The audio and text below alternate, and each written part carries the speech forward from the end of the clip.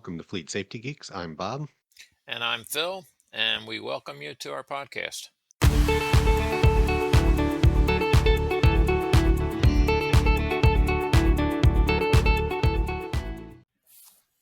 Welcome back to another episode of Fleet Safety Geeks. I'm Bob Mossing. I'm here with Phil Mosier. Phil, how are you doing? Good. How are you doing, Bob? Good to see you again. Yeah, good to see you. Likewise, doing well. And we have special guest today, Mike Antich, editor from Bobbit. Mike, how are you doing? I'm doing great. And it's a real privilege to be here. I'm looking forward to our conversation. Yeah, we're very happy to have you on as a guest. It's always nice to see your video series that you do. And I've actually been on one of those. It's very entertaining. So great to have you on Fleet Safety Geeks. Thank you. Great. Yeah, and if Well, I I really can, appreciate. Go ahead. if I can, I just want to say that, Mike, seriously, having you on this podcast, oh my God, I think that elevates our game quite a bit because I mean you, my friend, are a No legend. pressure on Mike. Fleet. No, no. I mean, We've seriously, arrived. if anybody in Fleet doesn't know who Mike Antich is, either they just started or they've been living under a rock. Okay, because if you think of Fleet, I mean, seriously, Mike, you are the man. So we really do appreciate you coming on here with us. Thank you. I really appreciate the invite. Yeah, So, no, looking forward to there's it. a lot of things that there's to talk about in terms of safety. And what I'm going to do is I'd like to just bring up a couple pet theories that I have in terms of safety and get your feedback and turn this into just a roundtable conversation. But I think one of the biggest dilemmas within fleet is that decision whether you manage the asset, namely the vehicle, or you're going to be managing driver behavior. And of course, you do both.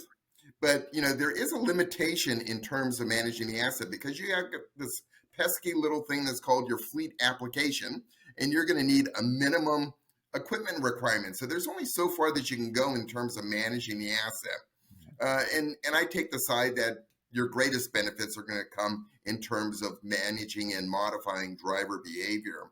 But I'd like to get your feedbacks in on that. I know where do you stand in terms of that decision? Phil, I can start as a fleet manager. I can tell you that, a fleet manager manages the asset, right? But we have very valuable cargo in there, and that's the driver. So we have to, do things to make sure the driver's being safe as well.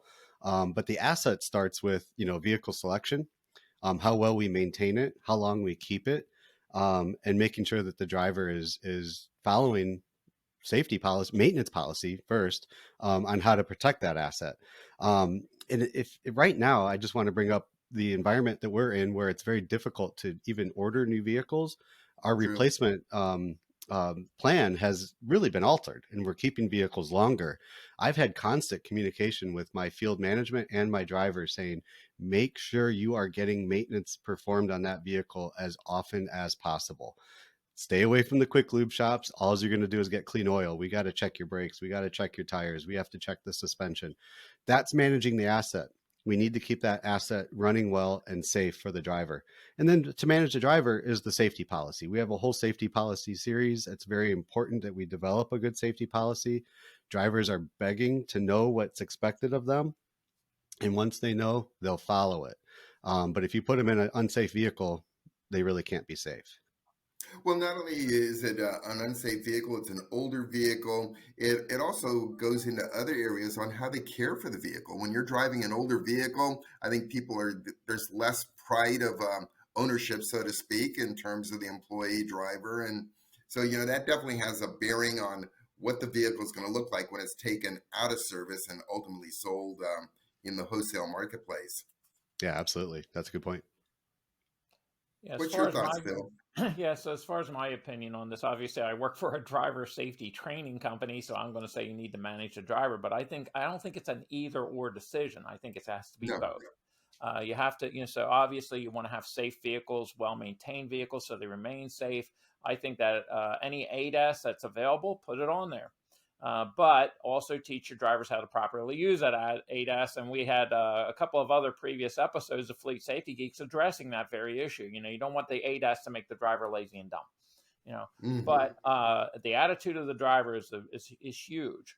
I mean, they could be a very skilled driver, but if they have a poor attitude, guess what? They're going to crash, and all the ADAS in the world isn't going to fix that. So I think that you really need to you have to create that culture within your organization so that the drivers are on board with it. A crash should be looked at as a stigma in your organization. You know, it's like, oh gosh, I crashed again. Um, and let me say this too, and having worked in fleet for so long and fleet safety for so long, guess what? The drivers know who the bad ones are. You know, they do. Hmm. And then they'll look at that and they'll say, well, why is that person getting away with that?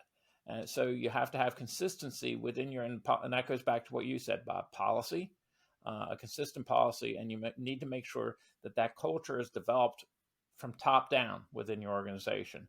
So, yeah, I think it has to be both. And in my opinion, the greatest safety asset you have in that vehicle is the driver. Very true. And you mentioned drivers know who the bad drivers are. Do fleet Mhm. managers know? Oh, we A know. lot of, well, sure, Bob. Obviously, they should know. Yeah, Yeah. You know, I No, went we to a know. very revealing. I went to a very revealing seminar once. I believe it was at NAFA, and they had a series of company drivers up there. And I'm not sure how the conversation evolved to that point, but somehow or other they were asked who is their fleet manager. None of them knew. well, Oh, None of them knew who their fleet manager was, and to me, my mouth just dropped, or jaw dropped, and how could that possibly be? You know, obviously there wasn't a steady communication. I knew who their fleet managers were. I would regard them as highly competent, you know, among the best in our industry. But somehow or other, there was that disconnect between them and the drivers, and I realized that there's a churn. You know, what is the churn like within your company, Bob? Is it like 20% or so with new drivers, or well, right now, just again, a lot of people are turning over quite a bit these days, but most of our drivers are long tenured drivers. They retire with the company, so that's actually really good, and they know who I am. They don't Mhm. report to me. They report to their field manager, but they know that I'm the one that's making their lives miserable by developing policy or making it better. And most of them actually come to me and say, "Hey, we feel you're one of us. You look out for us, and we really appreciate that." So I like hearing that. But yeah, you're right. I think that most drivers should know who their fleet manager is. They should know who yeah, the fleet managers are. And with that churn, it kind of implies that there needs to be constant recommunication to those drivers. You just can't check a box and say, okay, I've got the policy out there. Everybody's aware of it. And, you know, you need to account for those people that are going to be entering the company employment, you know, later in the fact that, but after those policies have already been established. That's a really good point. We have a lot of new hires coming in right now. We do new hire orientation. We show them where our fleet SharePoint is. We tell them who we all are. Right now, we're still doing it over Teams virtually. They used to come in and we do it in person. We're hoping to get back to that. But we have constant communications that come from my department that go out to the field, whether it's the manager and the driver, safety blasts. There's always something coming from the fleet department. And I think that is very valuable. It's a really good point. Maybe to me, it just seems like that's standard. And if there's companies out there not doing that, that's probably something that they can take advantage of and start doing. yeah, Yeah, I agree with those you, Bob, right because from the driver's mouth. You know, I have no idea who my fleet manager is. Yeah, that's a shame. That's a missed opportunity. it So really It I is is. a worked missed for, opportunity. you both know, I worked for a pharmaceutical for a number of years, and I'll tell you, they knew who I was, and not of all of it from a negative point of view. I mean, there were some that was negative because there were some just baddies, uh, uh, technical term baddies, but they I would just what you said, Bob. They would get continuous. I was in charge of safety. It was global driver safety. I was in charge of that for the company, and I was sending messaging to them on a continuous basis, saying, "Hey, it's fall. You have to do this. It's watch out for the deer. When there's snow on the ground, slow down, that type of thing." Right. So I made it seasonal, topical. So yeah, it's a missed opportunity, I think, for those organizations, Mike. That's a little alarming that they didn't know who that person was, because I know, Bob, we've worked together, and yeah, they know who you are. You know. Mhm. Right, right. Well, another thing that you brought up there, Phil, was the drivers know who the bad drivers are. But Hmm. what's implied in that, in my mind, is that there's certain exceptions that are occurring, whether they're overt or implied or out of negligence. But certain people or drivers are being allowed to get away with reckless or unsafe driving. And Yep. that obviously, as we all know, could come back to haunt us in terms of liability exposure and so Yep. on. But it gets back to another really cardinal point that I think is absolutely um, essential for any safety program is there's no exceptions. That's You right. cannot have an exception within your policy. Otherwise, you're undermining your whole policy. And that goes up the entire ranks of the company. And it goes to not only the employees, but also who their significant others are that now have the privilege to drive those company assets. That is so absolutely spot on, Mike. It has to be, again, top down commitment, and there cannot be exceptions because as soon as you make that exception, just take your policy, throw it in the trash because you have now set a bad precedent. And we discussed Hmm. that before when we had, I believe there was an attorney on with us when we were going over Cliff policy. We Mendelson. were Cliff Mm-hmm. Mendelson, and we were discussing that. It's like, so you do need that consistency. And you're right, it is alarming if just think about this. So drivers are being held to a certain standard, but then they see somebody who isn't.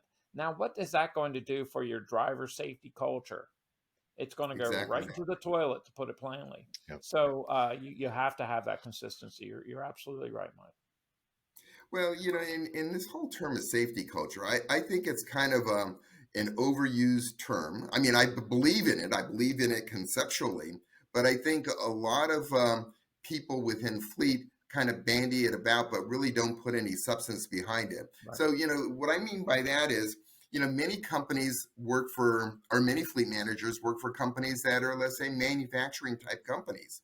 And if you regard an accident as being a defect in your fleet program, and we're averaging 20% or so annually preventable, non preventable accidents, what kind of a manufacturing company would accept a 20% defect rate? But Right. here we Right. are as fleet managers, it's perfectly acceptable. And you go to some areas like with pharmaceutical companies, from what I understand, it's even higher than that 20 percentile range. Can be. So, that's the other thing. It's the fleet manager mindset that has to, if you're going to say we have a safety culture within our company, you have to be reducing that quote unquote defects that are occurring as a result of those preventable, non preventable accidents that are happening. Yeah. Safety culture is not a saying, it's a practice. You need to Mm-hmm. practice it. You need to constantly revisit it. You need to live it. Or it's not culture. It's just words. Um, the company I work for is in the healthcare industry, and we take safety very seriously. Everything that we do comes back to safety, including driving. So when we say safety culture, it's not just empty words that we're saying. We are, actually putting a program out there and keeping our drivers safe. And we don't like crashes. We don't like any driver getting hurt. We don't like anybody in the public getting hurt. So we take it very seriously. So that's really good advice. The only thing I can think of from a fleet manager's point of view, they might have a great heart and great intention, and they want to create a safety culture, but they might be getting resistance from field management, senior management, and that's where Phil said they've got to get this from the top down. Um, Exactly. That you is know, really critical for yeah, any kind of successful program, whether it's safety, sustainability, cost reduction. It has to come from the management, and your drivers in the field have to feel that management is championing, whatever you as the fleet manager are advocating right there and establishing as policy. So yep, that's absolutely, critical.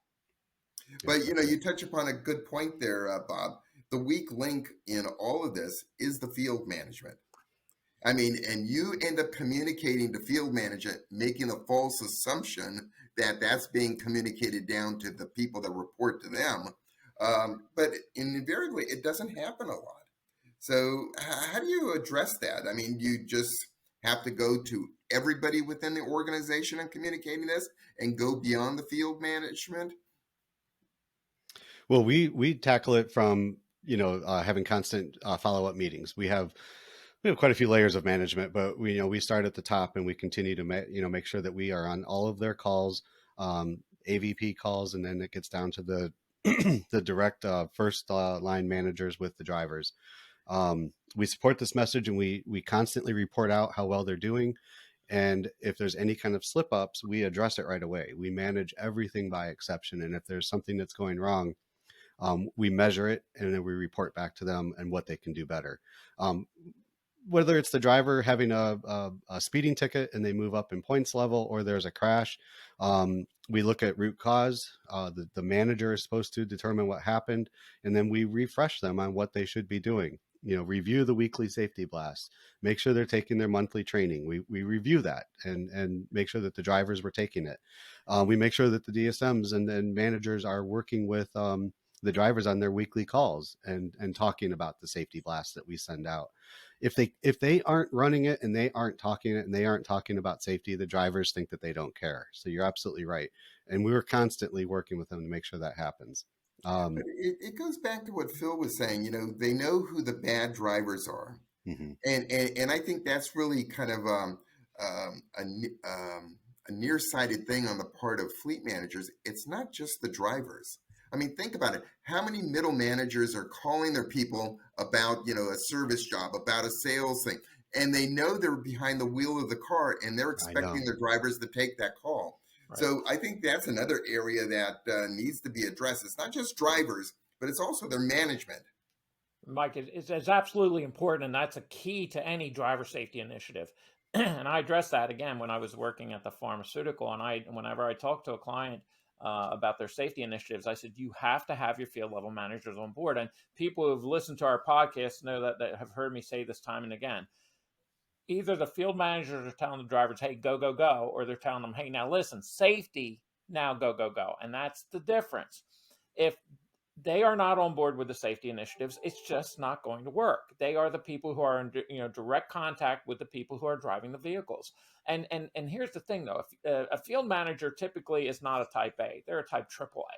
Okay, but if you can get that person on board with safety, you now have a type AAA promoting safety, and that's a very, very good thing.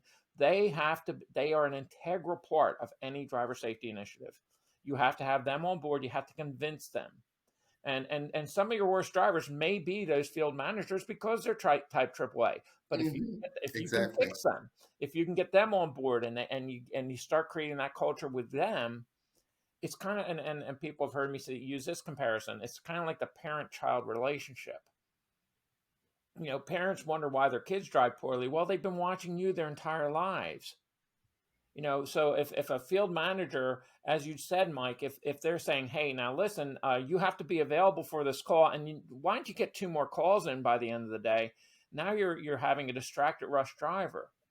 Where if the field manager is on Hmm. board with the safety initiatives, then they're not going to do that. Hopefully, you Right. know, and So everybody the has to focus make is Yeah, so the focus is not only the driver, it's also that field management to whom absolutely. those They are drivers are reporting key. to. They are That has to absolutely be a key to critical part of the training. Yeah. absolutely. And we've said it on other podcasts, and every guest that we've said it, and Mike, now you're saying it. Um, everybody's responsible for safety, right? Hmm. Everybody, the driver, the manager, senior managers, the fleet manager, the health and safety manager. And Phil just said it there, parents are responsible to model good behavior in front of their kids. Well, leaders are meant to, model good behavior for their drivers. So the field manager needs to be a good leader and model that good behavior. Don't use the cell phone while you're driving and talk to your drivers, or you're showing them it's okay. If you don't talk about safety, then you're showing them it's okay, that it's more important to drive fast and get to your next appointment. So yeah, everybody is responsible and everybody needs to show that leadership. And Well, Mike, to and I make think another the other thing is, go ahead, Phil. Well, no, you said about they know who the bad drivers are. The field managers definitely know who the bad managers are. I would Hmm. have some of our field managers say, "I don't ride with that person. I follow them, or I'll drive." Now think about that. That's scary. That person is such a bad driver that the manager is afraid to ride in the car with them where they're driving, and that is an alarm. Okay, those were some of the Hmm. first people that I went after, and I had an open communication with all of our field managers, our district and region managers. then letting them know that, hey, you can come to me, I'm going to help you. Because the last thing they want Exactly. to do is to have to deal with the loss of somebody. Hmm. That impacts the entire organization. So Yeah. yeah, they're key to this whole thing. Well, and it goes even one level above that, where management has to be 100% behind this. Now, management has a lot of other responsibilities in terms of cost reduction, either sustainability goals that they're trying to hit, revenue goals, and so on. Right. But what I think is a missed opportunity in the fleet safety management area is interconnecting safety with those other goals. So if you've got a safer driver who's driving the speed limit, it's not driving aggressively, what are you doing? You're burning less gasoline or fuel. And that's helping to cut cost reduction. It's helping in terms of the maintenance of the vehicle. Also, by burning less fuel, you're contributing to the sustainability program. So when you weave safety into these larger goals that overall management is interested in, I think you have a greater chance of getting full buy-in there with those people. Your thoughts on that? I absolutely agree. If you're not talking about safety, you're talking about fuel costs. Let's just start there, right? So, what do you do about fuel costs? Well, you don't idle. That's an easy one. But when you're driving, drive safer, right? Drive slower. Mhm. Don't have the jackrabbit starts. Don't brake late, and don't drive fast, right? So if you do those things, you're saving on fuel. Your miles per gallon is increasing, but you're also safer. It True. ties together, as you say. And right now, the only thing that concerns me is we're going to go to these electric vehicles, and that's going to help, right? Because there's not going to be any fuel usage. We're going to save, and they're going to Mhm. be carbon footprint. But I got to tell you, every single one that I'm looking at is like, oh, 0 to 60 in 4 seconds. I'm like, well, Yep. wait a minute. Right. Can we throttle that back a little bit before we start putting fleet drivers in there and they start testing this? Well, Anyway, I one just even has went an off insanity path mode. there. What's that? One even has an insanity mode if they're so Oh, off I like know. that. Right, right. I do understand that I think some companies have said, didn't you have a global call, Mike, where somebody said they were able to actually throttle that back a little bit? Yes. Yeah, Yeah. they're So working with the manufacturers in Right. terms of, and it seems like it's conceivable, and it's really a makes sense. software restriction that would be put in place there. Yeah. Yeah. Phil, I'm sure you So have some points on yeah, that. I mean, listen, sustainability and safety go hand in hand. That's not only for the speeding and listen. If they burn up tires, I mean, tires are made from fossil fuels, so there's another thing. But think about this too. If you increase your safety, less crashes occur. Think of the carbon footprint created every time vehicles crash. Right. Not only with the spills and the runoff and things like that. And I've been to a lot of crash scenes, and you know what? The first responders from the fire department are very good at containing that stuff, but still gets into the water system. The antifreeze, the oil, the gas, things like that. That's one. Hmm. But then also, what happens to that vehicle? So again, we're creating a large carbon. Think about how many crashes, how many cars are totaled every day. What does that do to the carbon footprint? So there's Exactly. another, if we can reduce crashes, we reduce that. Not only fuel usage and things like that, but that's whether it's an EV or an ICE vehicle, it doesn't matter. And as far as ICE, I mean, or excuse me, EVs, listen, if you're burning through the battery charge much faster because you're going faster and you're jackrabbit starting and you're not slowing down quick enough, you accelerate towards a red light. That's pretty dumb, but it happens. Again, you're burning through your tires, and now you're going to have that vehicle recharged. Well, where's the electric being produced to do that? So again, it all comes back to the sustainability. Safety and sustainability are hand in hand. It's absolutely true. It's true, and safety's got to go beyond the fleet. Fleet safety has to go beyond the fleet manager. Right. The fleet manager has to make this a corporate issue, and not only in terms of what we just talked about with sustainability, cost reduction initiatives, and so on, but I think another real missed opportunity among fleet managers is cross collaboration with other department heads. Get the other department heads involved.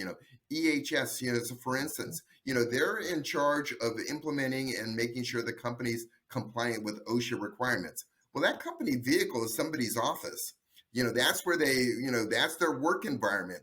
And if that vehicle is not ergonomically suited to that driver to allow them to operate it in a non-fatigued manner, that's then contributing to the safety issue. Because if somebody's uncomfortable in a vehicle that doesn't set right ergonomically, it's not an issue. That driver is going to be more fatigued in driving the vehicle. What's the number one cause of, or number two, I guess, after distraction? But the number two cause is driver fatigue.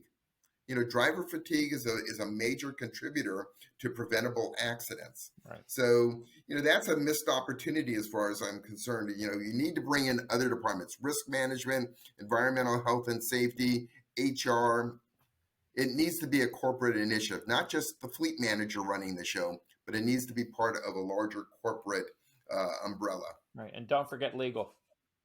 I And used legal. legal when Yeah, I there we was go. at, I brought legal in, and I'll tell you what, they were a great group to collaborate with because, well, obviously, for the financial reasons and everything too, but also just for the welfare of that driver, right? So,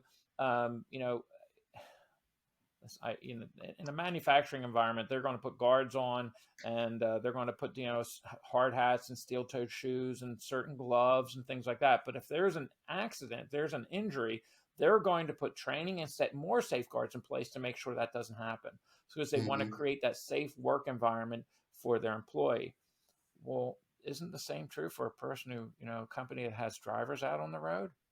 It should be that same Exactly. level of care. So, yeah, and that's where the fleet and the EH&S and HR and legal and the C-suite, they all need to be involved with those decisions. Exactly.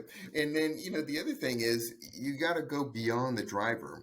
I think a major Achilles heel for a lot of corporations are your occasional drivers. That person in Mm-hmm. the mailroom, that admin who then runs an errand for you to that local FedEx store or post Right. office.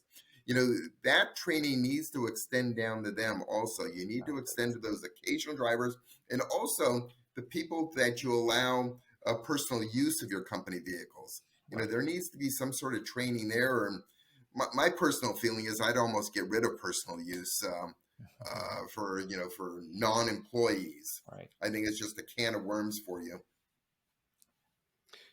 It's a recruiting tool, and I hate Yeah. it that it's there. But yeah, we don't let any other person who's not an employee drive our vehicles. Why are we letting that person who hasn't had the training? You're absolutely right. We run MVRs and we have them take online training, but we don't do the aggressive training we do for the other drivers. It's a mistake, and Mm-hmm. it can bite you. But Phil, you brought up a good point about manufacturing and all the safety controls put in place. We need to do that with vehicles too, and you shouldn't have to jump through so many hoops for a driver to say, hey, this vehicle just is not comfortable for me. You should move on that right away and make accommodations for that driver. That Right. doesn't mean that they have to get a Cadillac Escalade or something really nice. It's not something they can take advantage of, but certainly work to make sure that driver's safe, or they are going to be uncomfortable. If you sat on a uncomfortable chair in your office all day, I bet you would ask for a more comfortable Mm-hmm. chair. Right. Drivers have the same right to do that. Yeah. Yeah, the ergonomic issues and safety are, as Mike, you make a very valid point. They go hand in hand as well. And as far as the additional drivers or most organizations I've dealt with allow spouse domestic partners. When I hear that they're allowing driver age children to drive the vehicle, my head wants to catch on fire. Oh, It's like that is a mistake in my opinion. But couldn't Bob, you're agree. correct. It is a recruiting tool that you allow spouses, domestic partners. But if you are doing that, then you need to run continuous monitoring on their MVRs. You have to have a Mm-hmm. certain policies in place that are applicable to the employee as well as the additional driver, and you have to put the same training in place for those people. It's imperative because they're driving the company asset. And Mike, you make another really good point: is what about those occasional drivers? What about people who fly in and get into that rental car? What are you doing with them? Have you run MVRs There on we those people? Have you given Mm-hmm. those people any training? Now they're driving in a car that they're not familiar with in an unfamiliar territory. That's a recipe for disaster. So again, I Don't even think know if they have a license. exactly you don't know. Well, So, I can guarantee you this. You can think of all the big companies out there that are really gun ho in terms of fleet safety programs, especially on the part of their senior management. I guarantee you, and I would put money on the table that every one of those companies was involved in some kind of a nuclear verdict, some kind of a major settlement in terms of a lawsuit that resulted from a crash, fatality, injury that resulted from driving a company vehicle. So sometimes you need those kinds of wake up calls there. Another area that I think is a real emerging issue that fleet managers are going to have to pay more attention to. And I think, again, the two of you touched upon this. There's more and more technology. We have the ADAS technology, but again, telematics is really becoming an integral part of a vehicle. Right. And all of that data is being captured. And you as a fleet manager, theoretically, are privy to all of that data. And you can spot who are the unsafe drivers, who may be doing the jackrabbit starts, and so on. If you don't act upon that data, do you now have liability exposure to that? Yes, So you do. that's a huge issue, and I think it's as that data becomes more pervasive, more prevalent, more accessible. You're going to have enterprising attorneys during the act of discovery, going in there and finding all that data. And you as a fleet manager are going to be in the hot seat on that. You need to act upon this stuff when it comes up and it comes to your attention. It's like Yeah, let me running the touch on that MVR. real quick. Go ahead, Bob. Mike, Phil, let me just say, because it's going to go back to a previous point about we all know who the bad driver is, and say that bad driver is our top sales guy or he's our best technician. There's no way I could lose him. The company's going to go belly up if I lose that driver. And you say that in an email, and then they're involved in a serious accident. That's all discoverable. If that email is discovered, that's negligence. You are in a lot of trouble. If you have telematics telling you who the bad drivers are and you do nothing, that's negligence as well. You have to do something with that information. Absolutely. It's negligent retention. It's negligent. Entrustment. Entrustment. You have that information. It's like an MVR. When if you get an MVR and you see a person has a certain history or they've had certain violations and you don't do something about that, then you're going to be held liable. Well, the same thing is happening with the telematics information that you're receiving. If you have telematics, you have to be ready to react immediately. It is a mistake not to. And as both Mike and Bob, you've said, everything is discoverable. The joke I make, and people have heard me say this before, is that they'll, and I've been to, because I reconstruct crashes, I've been to the trials, and I mean, they will find your kindergarten records and say, see, did not play well with others. Look at that, and the jury's going, oh my goodness. And it's an exaggeration, but it's not that much of an exaggeration. Everything. Yeah, that's right. It's not like a criminal case where, a lot of evidence gets squashed. In a civil litigation, everything is discoverable. They will find number of times when I was working at the pharmaceutical, I would get the messages saying, okay, make sure nothing gets erased with this person's name attached. And you had to put that into a file because it was all going to be discovered because there's been a litigation filed. So yeah. It goes back to the idea that, fleet safety goes beyond the fleet manager. Fleet managers are definitely integral to this, but it's a broader corporate issue. And that's what needs to be addressed. And I think that's what would also help fleet managers if they can put it in that perspective for their senior management, that they need to get behind this. Right. And, a lot of times, everybody, when I talk to suppliers in the industry, all the companies and all the senior managers say, safety's 100%, we're 100% committed to it. We're behind it. But when it comes time to actually buying the programs, buying the services, then all of a sudden, there's resistance. So you need to get management involved. And the more important thing is it needs to be this recurring engagement with the drivers, because you're going to have changeover in your driving population. People tend to forget.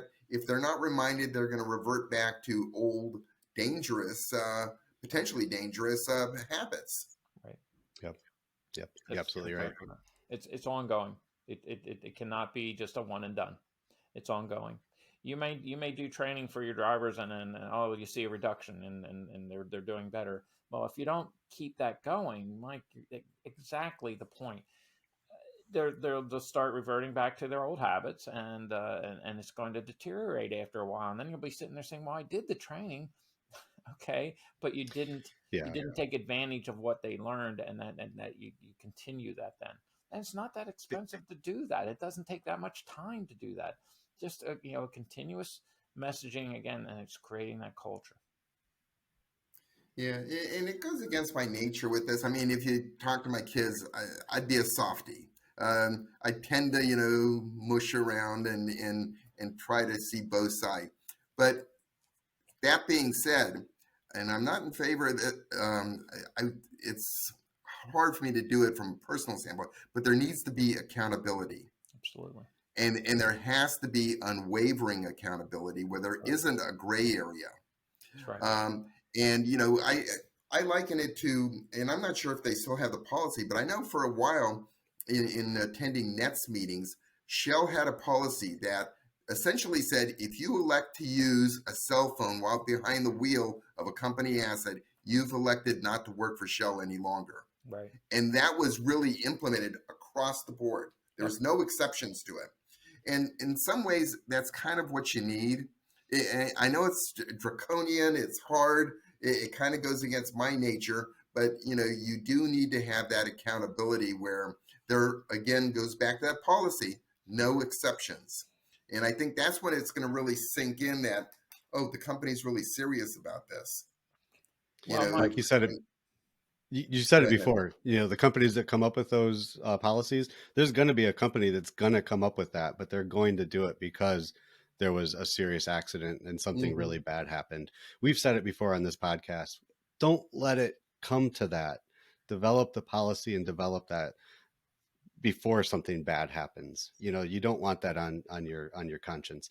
Go ahead, Phil. I think we want to wrap up here. It's always Yeah. fun having a geek out session like this, but we have to end it at some point. But Phil, have that, and then we'll have some closing conversations. So Mike, I know that some people would view these policies as draconian and harsh, but what's more harsh?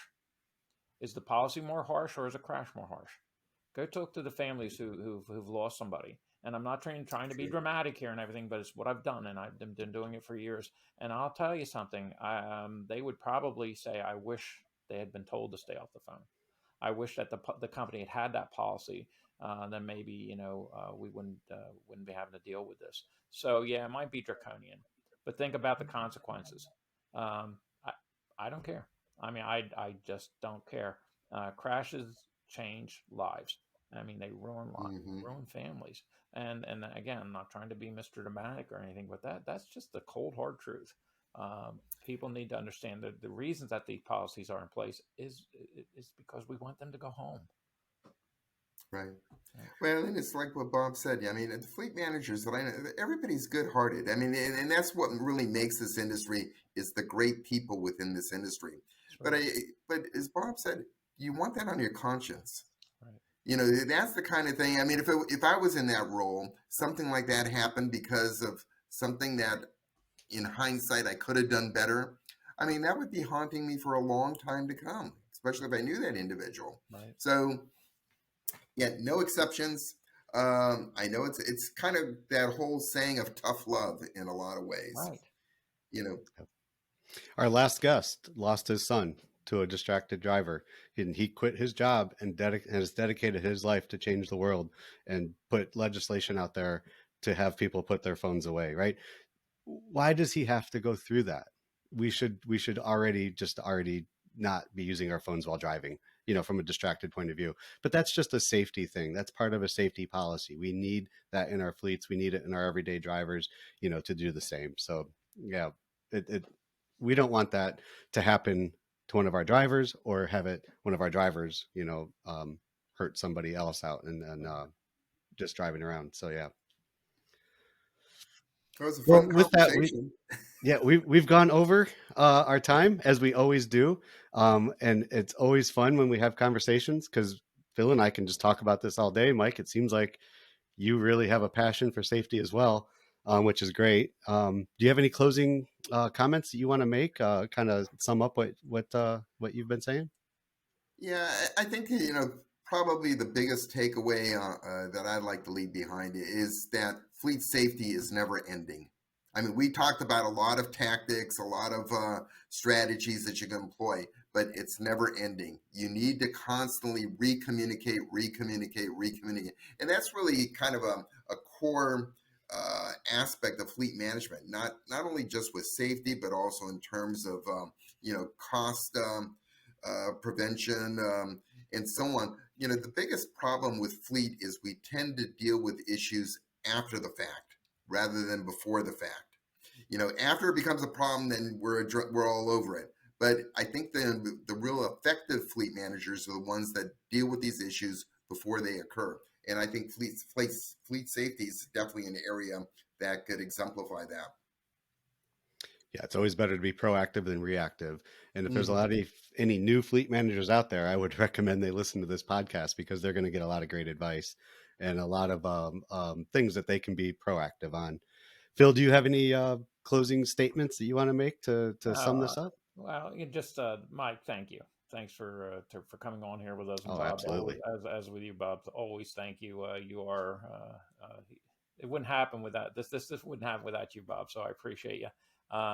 Mike, you've brought up so many good points, and I hope that some people, not only in fleet, but that might just log in and see something about driver safety that they can share. Pass it down. I mean, we have to. The statement I always make is just keep beating the drum, keep beating the safety drum. It has to be continuous.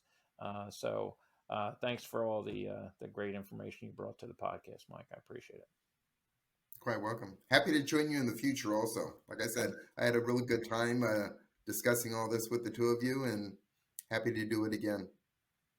No, that's great. I really appreciate that. And it was a fun conversation. And it always is fun when we have somebody who has a great passion for fleet. So really appreciate that. But with that, we are going to sign off. Thank you, everybody, for listening on whatever platform you listen on. And with that, we will see you on another podcast.